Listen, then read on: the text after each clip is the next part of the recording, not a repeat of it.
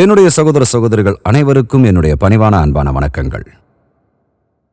அசோகவனத்தில் இருந்த சீதா தேவிய கொடுமையான அரக்கியர்கள்லாம் துன்புறுத்தினாங்க.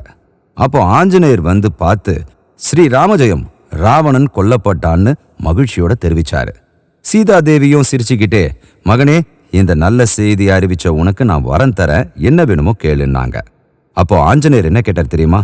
தாயே, உங்களை துன்புறுத்தின இந்த அரக்கியர்களை தீயில போட்டு கொளுத்த எனக்கு அனுமதி தாருங்கள்னு கேட்டாரு. அதுக்கு சீதாதேவி சிரிச்சுக்கிட்டே, அப்பா ஆஞ்சநேயா, நீ சொல்றது எனக்கு ரொம்ப வேடிக்கையா இருக்கு. என்னோட கணவர்கிட்ட நான் மாயமான பொன்மானா நினைச்சு விரும்பி அதை கேட்டேன். அவர் திரும்பி வர்றதுக்குள்ள அவசரப்பட்டு என்னோட கொழுந்தல் லட்சுமணன் மனம் புண்பணுபடி பேசிட்டேன். இதெல்லாம் நான் செஞ்ச வினைகள், எனக்கு நானே தேடிக்கிட்ட வினைகள். வினைகள்னா எனக்கு நானே சூனியம் வச்சுக்கிட்டேன்னு சொல்லுவாங்க இல்லையா, அந்த மாதிரி எனக்கு நானே குழிப்பறித்து கொண்ட வினைகள். அந்த வினை பயனை தான் இதோ இப்போ நீ பாத்தியே இத்தனை நாளா இங்க அனுபவிச்சேன். என்னோட வீட்டுல என் சோற்றை தின்ற கூனி எங்களுக்கே துரோகம் செஞ்சா, அதையும் நான் பொறுத்துக்கிட்டேன். இந்த அரக்கைகள் ராமனனுடைய வேலைக்காரிகள், அவர் இட்ட பணியை செஞ்சவங்க. இவங்க மேல கோபம் கொள்றதுல எந்த அர்த்தமும் இல்லை. கூனியை விட இவங்க ஒன்றும் கொடியவர்கள் இல்லை. நடந்ததை மறந்துடுறது தான் என்றென்றைக்கும் நமக்கு நல்லது. துன்பத்தை அனுபவிக்கிறவங்க கடவுளையோ இல்ல மற்றவங்களையோ குற்றம் சொல்லக்கூடாது.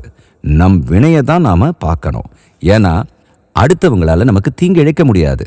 எல்லா தீங்கையும் நாம் தான் வரவழைச்சிக்கிறோம். ஏன்னா நாம செய்கிற செயல்கள் தான் நமக்கு விளைவாக வந்து கொண்டிருப்பது.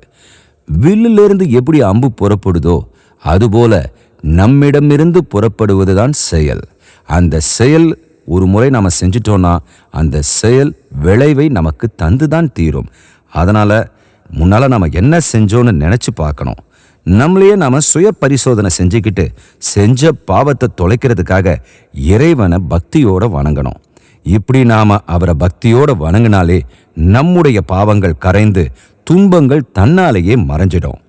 நடந்த துன்பம் எல்லாமே நம்ம வினையோட விளைவுதான்.